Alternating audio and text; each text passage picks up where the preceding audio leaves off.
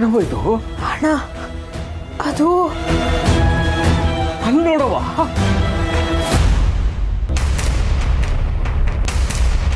ಗೋಡಂಬಿ ಎದ್ದು ಕೈ ತೋರಿಸ್ತವನೆ. ಓ ಮಕ್ಕಳವ, ಗುಂಡು ನೋಡೋದಲ್ವೇನವ? ಅಯ್ಯೋ ಅಣ್ಣ, ನಾನು ಇವಾಗ್ಲೇ ಇದನ್ನ ನೋಡಿದ್ದು. ನಾನು ಆಗ್ಲೇ ಬಾಗ್ಲ ಹತ್ರ ಬಂದೇಟ್ಗೆ ನೋಡ್ದೆ. ಗೋಡಂಬಿ ಗೋಡಂಬಿ ನಾವು ಮಾತಾಡ್ತಿರೋದು ಕೇಳಿಸ್ತೈತಿಲ್ಲ? ಎದ್ದೇಳಣ್ಣ. ಗೋಡಂಬಿ ಮಾತಾಡ್ಲ? ಡಾಕ್ಟ್ರೇ ಡಾಕ್ಟ್ರೇ ಡಾಕ್ಟ್ರೇ ಗೋಡಂಬಿ ಅಣ್ಣ, ಬನ್ನಿ. ಗುಂಡು ನಮ್ ಗೋಡಂಬಿ ಕೈ ಎತ್ತವನೆ, ಕಣ್ಬಿಟ್ಟವ್ರೆ, ಬರಿಕೊಂಬಿಟ್ಟ. ಗೋಡಂಬಿ ಡಾಕ್ಟ್ರ್ ಬಂದವ್ರೆ ಹೇಳ. ರಿಲ್ಯಾಕ್ಸ್.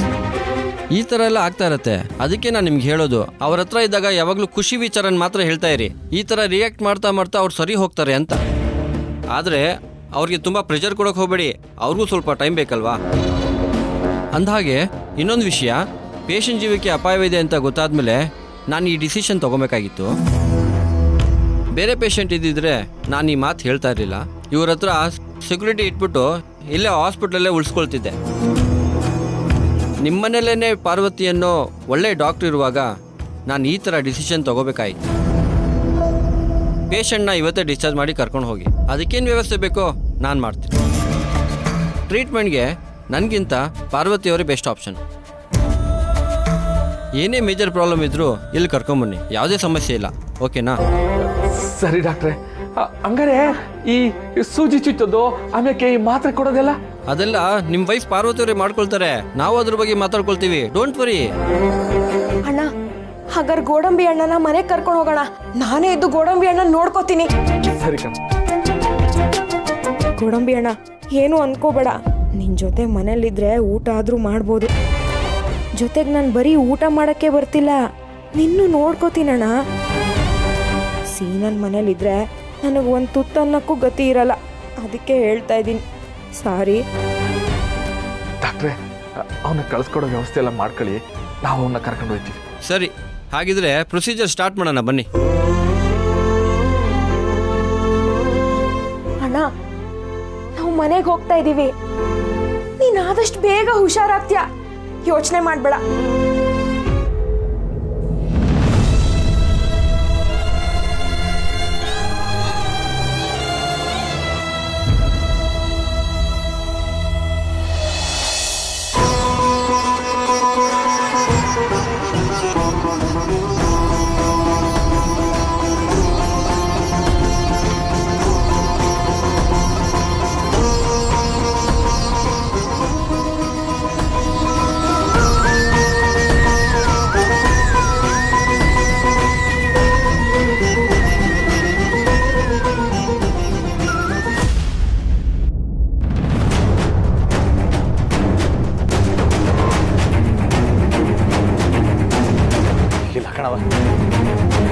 ಆಗಲ್ಲ ಆಗಲ್ಲ ಆಗಲ್ಲ ಕಣವ.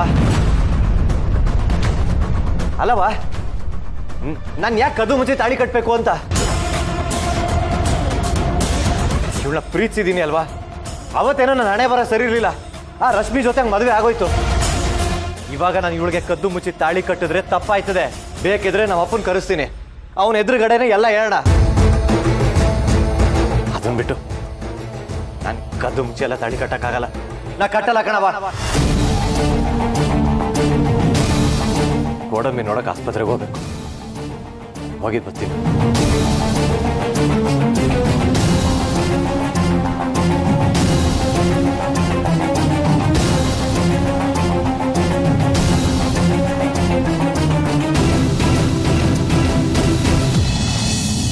ಹಾಂ, ವಿಷಯಗಳು ಹೀಗೆ ಬರ್ತಾ ಇರಲಿ. ಆಯಿತು, ಇಡು. ಅಪ್ಪಯ್ಯ, ಏನಂತೆ? ಆ ಗೋಡಂಬಿಗೆ ಚೇತರಿಕೆ ಕಂಡಿದೆಯಂತೋ, ಡಿಸ್ಚಾರ್ಜ್ ಮಾಡ್ತಿದ್ದಾರಂತೆ. ಅಪ್ಪಯ್ಯ, ಏನನ್ನ ಬಾಯ್ಬಿಟ್ನಂತ? ಆ ರಾಳು ಹಣ ಕೇಡು, ನೋಟು ಗುದ್ಲಿ ಪ್ರಾಣಕ್ಕೆ ಕೇಡು. ಅದಕ್ಕೆ ಅವನೇನ ಬಾಯಿ ಬಿಟ್ಬಿಟ್ರೆ ನನ್ನ ಮಗ ಜೈಲು ಪಾಲಾಗ್ತಾನಲ್ಲ ಅಂತ ಭಯ ಬೇರೆ. ಸದ್ಯಕ್ಕೆ ಕಣ್ಣು ಕೈ ಕಾಲು ನಡುಗಿಸೋದು ಬಿಟ್ಟಿದ್ದಾನಂತಷ್ಟೇ, ಏನು ಮಾತಾಡ್ತಿಲ್ಲಂತೆ. ಅಷ್ಟಕ್ಕೆ ಸಮಾಧಾನ. ಈಗ ಮುಂದಕ್ಕೆ ಏನಾಯ್ತದೆ ಅಂತ ಕಾದು ನೋಡಬೇಕು. ಇಲ್ಲ ಕಣೋ ಛತ್ರಿ, ಆ ಗೋಡಂಬಿನ ಮುಗಿಸೋವರೆಗೂ ಈ ಸಮಸ್ಯೆಗೆ ಅಂತ್ಯ ಇಲ್ಲ. ಹೆಣ್ಣಿಗೆ ಕಿವಿ ಜಾಸ್ತಿ. ಈ ವಿಷಯ ಇಲ್ಲಿಗೆ ಬಿಡೋಣ. ಬನ್ನಿ ಬನ್ನಿ ಚಿಕ್ಕಮ್ಮವರು, ಏನು ಇಲ್ಲಿವರೆಗೂ ಪಾದ ಬೆಳೆಸಿದ್ದೀರಿ? ನಾನು ಬರ್ತಿದ್ದಂಗೆ ಮಲ್ಗೆ ಹೂವಿನ ಥರ ಮಾತಾಡಿದ್ರಲ್ಲ, ಆಗಲೇ ಅನ್ಕೊಂಡೆ ಏನೋ ಮನೆ ಹಾಳು ಕೆಲಸದ ಬಗ್ಗೆನೇ ಮಾತಾಡ್ತಿದ್ದೀರಾ ಅಂತ.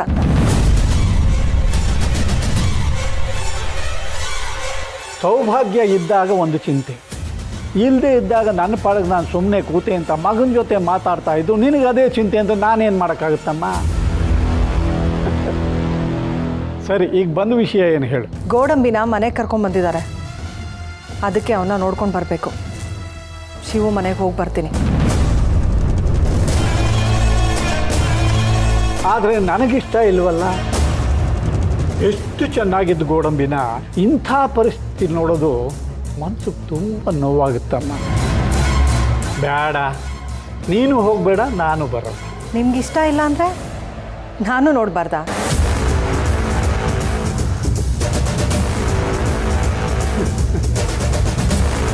ನನ್ನ ಅಪ್ಪಣೆ ಇಲ್ಲದೆ ಮಾರಿಗುಡಿನಲ್ಲಿ ಒಂದು ಹುಲ್ಲು ಕಡ್ಡಿ ಕೂಡ ಅಲಗಾಡಲ್ಲ ಅಂತ ಊರು ಜನ ಎಲ್ಲ ಮಾತಾಡ್ಕೋತಾರೆ.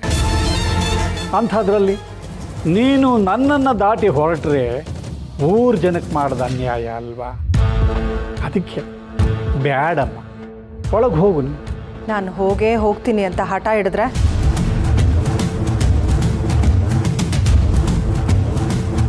ಹೆಂಡತಿ ಮೂಗು ಮುಂದೆಲೆ ಕುಯ್ಯೋದಕ್ಕೆ ನನಗೆ ಕಷ್ಟ ಆಗುತ್ತೆ, ಮನ್ಸಿಗೆ ನೋವಾಗುತ್ತೆ. ಛತ್ರಿ ದಣಿ, ಚಾಕು ಹಿಡಿಯಕ್ಕೆ ಬರುತ್ತಲ್ವೇನೋ? ಅರ್ಥ ಆಯ್ತು ದಣಿ. ಕಟ್ಕೊಂಡು ಗಂಡ ಒಂದು ಮಾತು ಹೇಳೋಗೋಣ ಅಂತ ಬಂದೆ. ಕೇಳಿಬಿಟ್ಟೆ ಹೋಗಬೇಕು ಅಂತದ್ದು ಏನಿಲ್ಲ. ಆದರೂ ಒಬ್ಬಳೇ ಹೋದರೆ ಊರು ಜನ ಪ್ರಶ್ನೆ ಮಾಡ್ತಾರೆ, ಹೇಳಕ್ಕೆ ಉತ್ತರ ಇರಲ್ಲ ಅನ್ನೋ ಒಂದೇ ಒಂದು ಕಾರಣಕ್ಕೆ ಸುಮ್ಮನೆ ಬಿಡ್ತಿದ್ದೀನಿ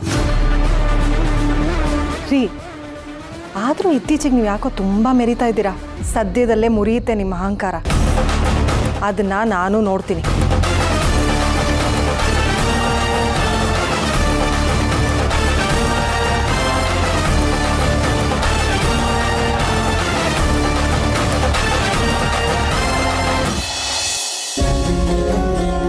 ಬಿಡ್ಲಾ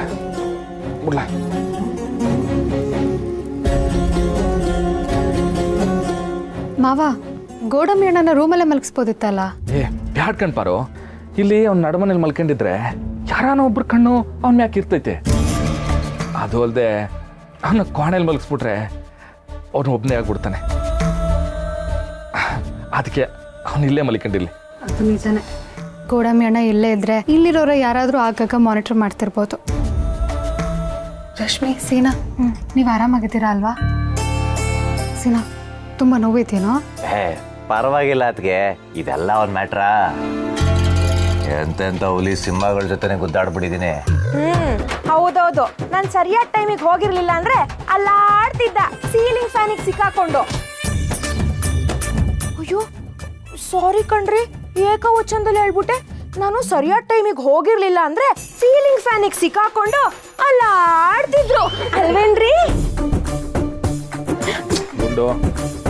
ಸೀನಾ, ಅಟ್ಯಾಕ್ ಮಾಡಕ್ಕೆ ಎಷ್ಟು ಜನ ಬಂದಿದ್ರು? ಒಬ್ಬನೇ ಒಬ್ಬ ಬಂದಿದ್ದ ಅಷ್ಟೇ. ನಿನ್ ಮಕ್ಕ ನೋಡ್ಲಿಲ್ವಾ? ಇಲ್ಲ ಶಿಷ್ಯ, ಮುಖ ನೋಡಕ್ ಆಗ್ಲಿಲ್ಲ.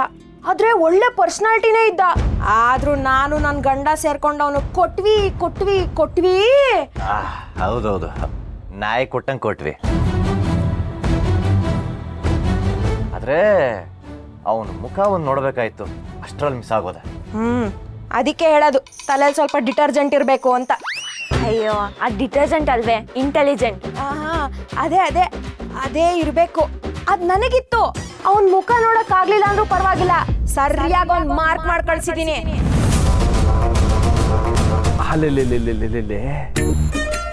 ನೋಡಿದ್ರ ನನ್ನ ತಂಗಿನ ಅಂತ ಪರಿಸ್ಥಿತಿನಾಗೂ ಬುದ್ಧಿ ಉಪಯೋಗಿಸೋಳಲ್ಲ.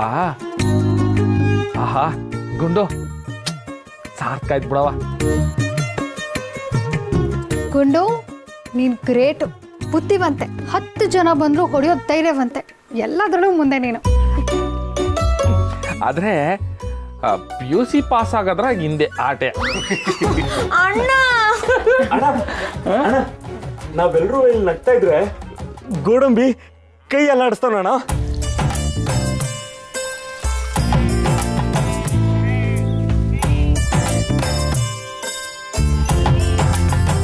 ಮಾವ ಇದ್ರ ಅರ್ಥ ಏನು ಹೇಳು? ನಾವೆಲ್ಲರೂ ಖುಷಿಯಾಗಿದ್ದಾಗ ಗೋಡಂಬಿ ಅಣ್ಣ ರಿಯಾಕ್ಟ್ ಮಾಡ್ತಿದ್ದಾರೆ.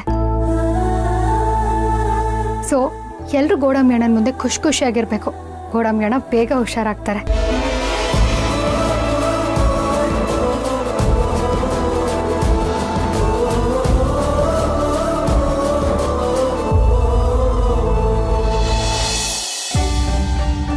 ಇವ್ರಿಗೆಲ್ಲ ಹುಜೂರ್ ಅಂತ ಅನ್ಕೊಂಡಿರ್ಬೇಕು ನಾವು. ಮನೆಯಿಂದ ಹೊರಗಡೆ ಕಾಲಿಡ್ಬೇಕಂದ್ರೆ ಇವ್ರ ಪರ್ಮಿಷನ್ ತಗೊಳ್ಬೇಕಾ? ಈ ಮನೇಲಿ ನಮಗೆ ಅಂತ ಸ್ವಾತಂತ್ರ್ಯನೇ ಇಲ್ಲ. ಛೇ. ಚಿಕ್ಕಮ್ಮ ಇತ್ಲು ಕಡೆ ಗಾಡಿ ನಿಲ್ಸಿದ್ದೀನಿ. ಯಾರಿಗೂ ಹೇಳ್ದೆ ಬೇಗ ಬಂದ್ಬಿಡಿ. ಶಿವ ಮನೆ ಕರ್ಕೊಂಡು ಹೋಗ್ತೀನಿ.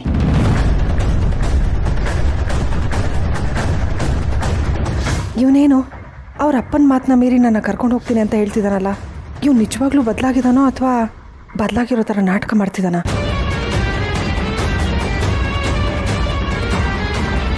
ಚಿಕ್ಕಮ್ಮ ಹಿಂಗೆ ಸುಮ್ಮನೆ ಯೋಚನೆ ಮಾಡ್ತಾ ಕೂತ್ರೆ ಟೈಮ್ ಹೋಗ್ತದೆ. ನೀವೇನಾರು ತಿಳ್ಕೊಳ್ಳಿ, ಪರವಾಗಿಲ್ಲ. ಬೇಗ ಬಂದು ಗಾಡಿ ಹತ್ತಿ. ಏನಿವನು ಹೀಗೆಲ್ಲ ಮಾತಾಡ್ತಿದ್ದಾನಲ್ಲ? ಇರಲಿ, ಇವಾಗ ನಾನು ಶಿವು ಮನೆಗೆ ಹೋಗಲೇಬೇಕು.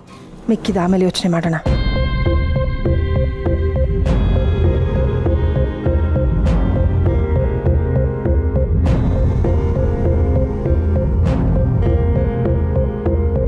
ಅಬ್ಬಾ ಬಾ ಬಾ ಬಾ ಬಾ, ದೊಡ್ಡದಣೆ ಅಪ್ಪ ಪ್ರಚಂಡ, ಚಿಕ್ಕದೂರೆ ಮಹಾಪ್ರಚಂಡ. ನಿಮ್ಮ ನಟನೆಗೆ ಅವಾರ್ಡ್ ಕೊಡಿಸ್ಬೇಕು. ತುಂಬ ಹೊಗಳು ಬೇಡ ಕಣ್ಲೆ ಛತ್ರಿ, ಕಣ್ಣೆಸ್ರಾಯ್ತದೆ. ಇನ್ನೇನು ಮಾಡವ ಹೇಳಿ? ಅನುಮಾನನೂ ಬರಬೇಕು, ಅನುಮಾನ ಪರಿಹಾರನೂ ಆಗಬೇಕು. ಹಂಗೆ ನಾಟಕ ಮಾಡ್ತೀರ. ಮಾತು ಕಡಿಮೆ ಮಾಡಿ ಕೆಲಸ ಮಾಡೋದ್ರಾಗೆ ಎಲ್ಲವನ್ನೂ ತೋರಿಸ್ತಿದ್ದೀರಲ್ಲ, ಒಪ್ಪದೆ ನಿಮ್ಮ. ಚಿತ್ರಿ, ಅದೇನು ಅಂತಾರಲ್ಲ, ನನ್ನ ನಂಬಿದ್ರೆ ಅದೋ ಗತಿ, ಕೊನೆಗೆ ದೇವರೇ ಗತಿ. ನಾನು ಬರ್ತೀನಿ.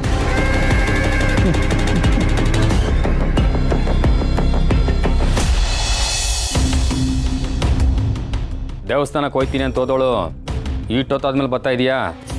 ಎಲ್ಗೋಗಿದ್ದೆ? ಮಾರಿಗುಡಿ ಶಿವ ಮನೆಗೆ.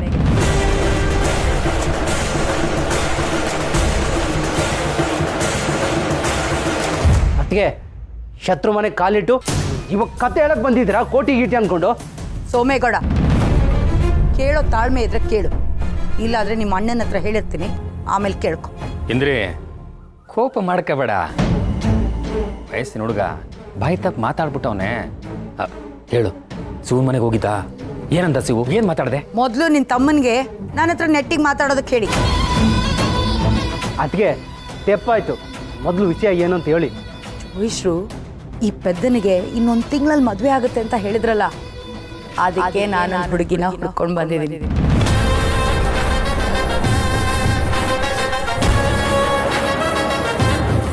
ಯಾರು? ಶಿವು ತಂಗಿ ರಾಣಿ.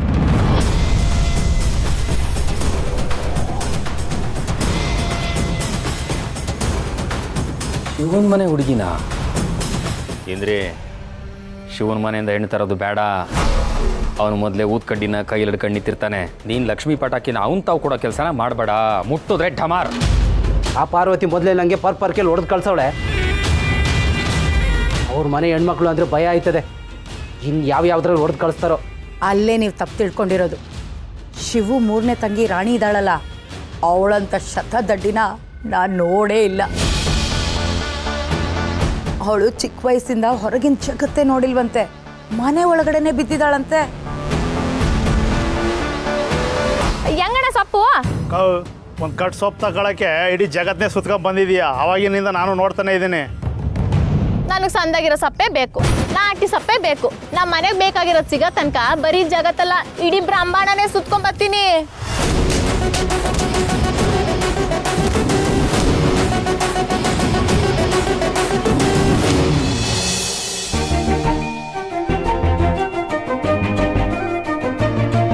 ಸಿಗಮ್ಮ, ನೀನು ಒಳಗೋಗಿ ಮಾತಾಡ್ಸ್ತಿರು, ನಾನು ಬರ್ತೀನಿ.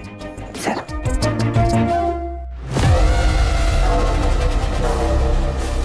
ಪಾರು ಚಿಕ್ಕಮ್ಮ ಚೆನ್ನಾಗಿದ್ಯಾ? ಹಾಂ ಚೆನ್ನಾಗಿದ್ದೀನಿ ಚಿಕ್ಕಮ್ಮ. ಅಮ್ಮ ಬರಲಿಲ್ವಾ?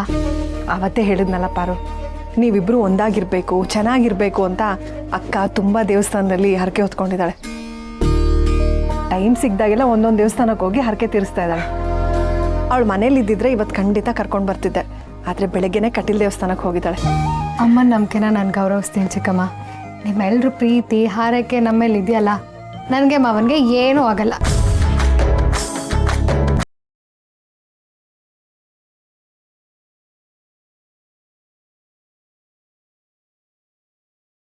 ಇದೆಲ್ಲೋ ಮಲಗಿಸೋರಂತೆ, ಸಿಕ್ಕಿದ್ರೆ ಇವತ್ತು ಪರ್ಮನೆಂಟಾಗಿ ಮಲ್ಸ್ಬಿಡ್ಬೇಕು.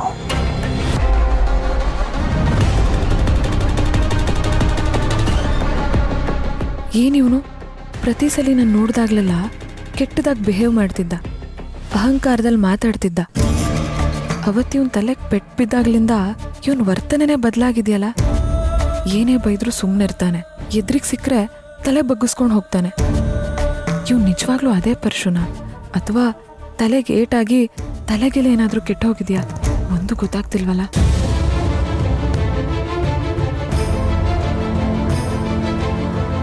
ರತ್ನೆ, ಏನು ಪರ್ಸು ನಾನು ನೋಡಿದ್ರು ಹಂಗೆ ತಲೆ ಬಗ್ಸ್ಕೊಂಡು ಹೋಯ್ತವನೆ ಅನ್ಕಂಡ. ನಾನು ಕೊಡೋ ಕೀಗೆ ಚಪ್ಪಾಳೆ ತಟ್ಕೊಂಡು ಕುಣಿಬೇಕಾಗಿರೋ ಗೊಂಬೆ ನೀನು. ಇವತ್ತು ನಿನ್ನ ತಲೆ ಒಳಗೆ ಬಂದೀವನಿ, ನಿನ್ನ ನನ್ನ ರೂಮ್ ಒಳಗೆ ಬರಂಗೆ ಮಾಡೋಕ್ಕಾಗಿಲ್ವಾ? ಅದು ಆಯ್ತದೆ, ಆಗಲಿ. ಮೊದಲು ನನ್ನ ಗೋಡಂಬಿನ ಮುಗಿಸ್ಬೇಕು. ಎಲ್ಲವನೇ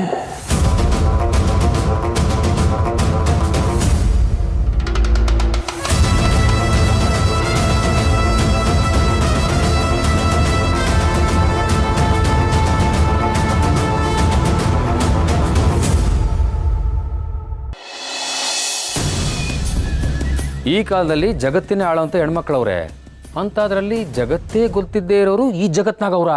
ಏನು ಆಶ್ಚರ್ಯ ಅಮ್ಮಿ? ಅಣ್ಣ ನಂಜನಗೂಡು ಹೆಂಗೆ ಹೋಗ್ಬೇಕು? ಹಿಂಗೆ ನಡ್ಕೊಂಡು ಬಂದು ಕೇಳ್ತಿದ್ಯಲ್ಲ ಅಣ್ಣ, ನಾನು ಹೆಂಗಂತ ಹೇಳಿ? ಈಗ ನೀನು ನಡ್ಕೊಂಡು ಪಾದಯಾತ್ರೆಲಿ ನಂಜನಗೂಡಿಗೆ ಹೋಗ್ಬೇಕಂದ್ರೆ ಹಿಂಗೆ ಮುಂದಕ್ಕೆ ಹೋಗು, ಅಲ್ಲಿಂದ ಬಲಿಗೆ ತಿರ್ಕೊ. ಹಳ್ಳಿ ದಾರಿ ವಸಿ ಕಷ್ಟನೇ, ಆದರೂ ಸಂಜೆ ಬಳಿಕೆ ನಂಜನಗೂಡಿಗೆ ಹೋಗಿ ಮುಟ್ತೀಯ. ಇಲ್ಲ ನೀನು ಈ ಸ್ಕೂಟ್ರಲ್ಲಿ ಒಯ್ತೀಯಾ ಇಲ್ಲ ಕಾರಲ್ಲಿ ಒಯ್ತೀಯಾ ಅಂದರೆ ಹಿಂಗೆ ಮುಂದಕ್ಕೆ ಹೋಗು, ಅಲ್ಲಿಂದ ಬರಿಗೆ ತಿರ್ಕೊ. ಅಲ್ಲಿ ಒಂದು ಸರ್ಕಲ್ ಬರ್ತದೆ, ಅಲ್ಲಿಂದ ಎಡಕ್ಕೆ ತಿರ್ಕೊ. 1.5 ಗಂಟೆಲಿ ನೀನು ನಂಜನಗೂಡಿಗೆ ತಲುಪ್ತೀಯ. ಇಲ್ಲ ನೀನು ಬಸ್ಸಲ್ಲಿ ಹೋಯ್ತೀಯಾ, ಹಿಂಗೆ ಹಿಂದಕ್ಕೆ ಹೋಗು, ಅಲ್ಲಿಂದ ಎಡಕ್ಕೆ ಹೋಗು, ಅಲ್ಲೊಂದು ಬಸ್ ಸ್ಟಾಪ್ ಐತೆ. ಬಸ್ ಬರೋಕ್ಕೆ 3 ಗಂಟೆ ಆಯ್ತದೆ. ಅದಕ್ಕೆ ಹತ್ಕೊಂಡ್ರೆ ನೀನು ನಂಜನಗೂಡಿಗೆ ಸೇರ್ಕತ್ತೀಯ. ಏನಕ್ಕ ನೋಡಕ್ಕೆ ಏನು ಗೊತ್ತಿದ್ದಂಗಿದ್ಯಾ? ಈ ವೈನ್ಗೆ ಬಿಡಿ ಭೂಪಟನೆ ತೋರಿಸ್ಬಿಟ್ಟೆ. ಅಣ್ಣ, ಹೆಣ್ಣು ಗೊತ್ತಿಲ್ದಂಗೆನೇ ಇರಬೇಕು. ಜಗತ್ನಾಗ ಏನು ನಡೀತೈತೆ, ಜಗತ್ತು ಹೆಂಗೆ ಬೆಳಿತೈತೆ ಎಲ್ಲನೂ ಒಂದು ಹೆಣ್ಣದೊಳಗೆ ಗೊತ್ತಿರಬೇಕು. ತುಂಬ ಉಪಕಾರ ಆಯ್ತು ಕಣಕ.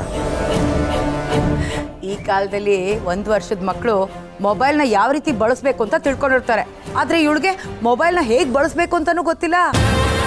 ಮೊಬೈಲಲ್ಲೇ ಮದುವೆ ಮಕ್ಕಳು ಮಾಡ್ಕೊಳ್ಳೋ ಈ ಕಾಲದಲ್ಲಿ ಮೊಬೈಲೇ ಗೊತ್ತಿಲ್ವಾ ಇವಳಿಗೆ? ಸುಮ್ಕಿರಲ್ಲ, ಮಧ್ಯ ಬಾಯಿ ಹಾಕ್ಬೇಡ. ಇಂದ್ರಿ ನೀನು ಹೇಳು ಆಮೇಲೆ. ಅವಳಿಗೆ ಲೆಕ್ಕಾಚಾರನೇ ಗೊತ್ತಿಲ್ಲ.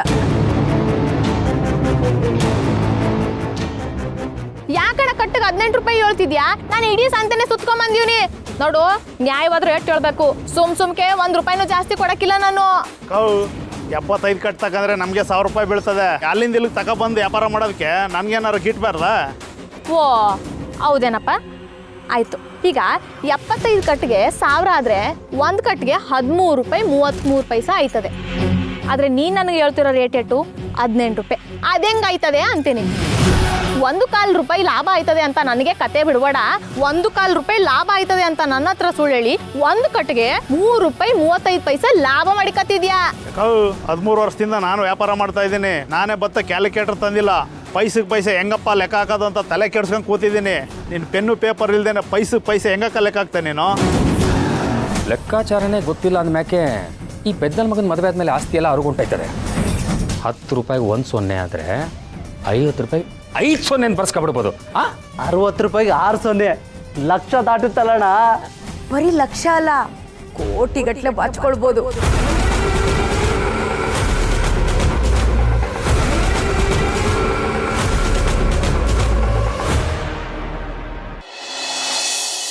ಅಳ್ಬೇಡ ಕಣ್ ಪಿಂಕಿ, ಸಮಾಧಾನ ಮಾಡ್ಕ. ಅತ್ತೆ ನಿಮ್ ತರ ಅತ್ತೆ ಒಬ್ರಿಗೂ ಸಿಗಲ್ಲ. ಆದ್ರೆ ಇವನ್ ತರ ಹುಡುಗ ಸಿಕ್ಕಿ ನನ್ ಜೀವನನೇ ಹಾಳಾಗ್ತಿದೆ. ಇವ್ನು ಹಿಂಗೆ ಮಾಡ್ಬಿಟ್ನಲ್ಲ ಅಂತ ನನ್ನ ತಲೆನೇ ಕೆಟ್ಟೋಗೈತೆ ಇಲ್ಲಿ. ಅವನು ನಿನ್ನ ಏಟ್ ಪ್ರೀತಿ ಮಾಡ್ತಿದ್ದ, ಆದ್ರೆ ಈಗ ಏನಾಯ್ತು? ನನ್ಗೂ ಅದೇ ಡೌಟು. ಮಾತೆತ್ತಿದ್ರೆ ನಮ್ಮಪ್ಪ ಬೈತಾರೆ, ಆ ಡುಮ್ಮಿ ಇದ್ದಾಳೆ ನನ್ನ ತಂಗಿ ಹೋಗ್ಬಿಟ್ಟು ನಮ್ಮಪ್ಪಂಗೆ ಹೇಳ್ಬಿಡ್ತಾಳೆ ಅಂತ ತಲೆ ಮರೆಸ್ಕೊಂಡು ಓಡಾಡ್ತಿದ್ದ. ಆದ್ರೆ ಇವತ್ತು ಮನೇಲಿ ಮಾದಪ್ಪಣ್ಣನೂ ಇಲ್ಲ, ಆ ಡುಮ್ಮಿನೂ ಇಲ್ಲ, ನಿಮ್ ಮಗಳು ಇಲ್ಲ. ಏನ್ ಬೇಕಾದ್ರೂ ಮಾಡ್ಬೋದಿತ್ತು, ಆದ್ರೂ ತಾಳಿ ಕಟ್ಟಲ್ಲ ಅಂತ ಹೋಗ್ಬಿಟ್ಟ. ಇದ್ರರ್ಥ ಏನತ್ತೆ? ನನ್ನ ಯೋಚನೆಗೆ ಬರಲಿಲ್ವಲ್ಲ. ಪಿಂಕಿ, ನೀನೇನು ಯೋಚನೆ ಮಾಡಿಬಿಡ ಕಣವ. ಇಂಥ ತೆಳ್ಳಿಗೆ ಬೆಳ್ಳಿಗೆ ಚೆನ್ನಾಗಿರೋ ಹುಡುಗಿಗೆ ಅನ್ಯಾಯ ಆಗಕ್ಕೆ ನಾನು ಬಿಡಕ್ಕಿಲ್ಲ. ಇನ್ನೊಂದು ವಿಷಯ ಕೇಳಿಸ್ಕೊಂಡ್ರ ಅತ್ತೆ, ಏನೇ ಇದ್ರು ನಿಜ ಹೇಳ್ಬಿಟ್ಟು ನಾನೇ ತಾಳಿ ಕಟ್ತೀನಿ ಅಂತ ಹೇಳ್ದ. ಅದ್ರ ಅರ್ಥ ಏನು? ನಾವೇನೇ ಎದುರಿಸಿದ್ರು ಅವ್ನು ನಿನಗೆ ತಾಳಿ ಕಟ್ಟಲ್ಲ ಅಂತನಾ? ಮತ್ತೆ ಅದಲ್ಲದೆ ಇನ್ನೇನತ್ತೆ? ನೀವು ಹೇಳಕ್ ಮುಂಚೆನೆ ನಾನೇ ಹೇಳ್ಬಿಡ್ತೀನಿ ಎಂದಿದ್ದಾನೆ. ಅವ್ನು ನಿಜ ಹೇಳ್ಬಿಟ್ರೆ ಅವನ್ನ ಸುಮ್ಮನೆ ಬಿಡ್ತಾರಾ? ಅಯ್ಯೋ, ಮೊದಲು ಅವ್ರ ಅಪ್ಪನೇ ಅವನನ್ನು ಕೆಡುಕೊಂಡು ಎದೆ ಮೇಲೆ ಕಾಲಿಕ್ಬಿಡ್ತಾರೆ. ಆಮೇಲೆ ಆ ಶಿವು, ಆಮೇಲೆ ಊರಿನ ಜನ. ಅಯ್ಯೋ ದೇವ್ರೇ, ಏನಪ್ಪ ಮಾಡೋದು ಇವಾಗ? ಪಿಂಕಿ, ನೀನು ಯೋಚನೆ ಮಾಡ್ಬೇಡ ಕಣವ, ನಾನಿದ್ದೀನಿ. ಈ ಟಿ ವಿನಾಗೆ ಮೊಬೈಲ್ನಾಗೆ ಎಲ್ಲ ಬರುತ್ತಲ್ಲ ಈ ಜ್ಯೋತಿಷಿಗಳು, ಅದೇ ಸಂಸಾರದಾಗೆ ಅಶಾಂತಿ, ಸತಿಪತಿ ಕಲಹ, ಕೋರ್ಟು ಕಚೇರಿ ವ್ಯಾಜ್ಯ, ವಶೀಕರಣ, ಇವೆಲ್ಲ ದಿಟ್ವೇನವ? ಹಂಗೇನಾರ ಆದರೆ ಅವ್ರನ್ನ ಕರ್ಕೊಂಬಂದು ಕೈಯೋ ಕಾಲೋ ಹಿಡ್ದು ವಶೀಕರಣ ಮಾಡಿಸೇ ಬಿಡವ. ಕಾಪಿಲ್ಲೋ ನೀರಲ್ಲೋ ಬೆರೆಸ್ಕೊಟ್ರೆ ಹೆಂಡ್ತಿ ಹಿಂದಿಂದೇನೆ ತಿರುಗ್ತಿರ್ತಾರಂತಲ್ಲ. ಅತ್ತೆ ಅದು ನಿಜನೋ ಸುಳ್ಳೋ ನನಗೆ ಗೊತ್ತಿಲ್ಲ. ಒಟ್ನಲ್ಲಿ ನಂಗೆ ಸೀನಾ ಬೇಕು ಅಷ್ಟೇ. ಆ ಡುಮ್ಮಿನ ಈ ಮನೆಯಿಂದ ಓಡಿಸಿ ನಾನು ಮದುವೆ ಆಗಬೇಕು. ಲೀಲಾ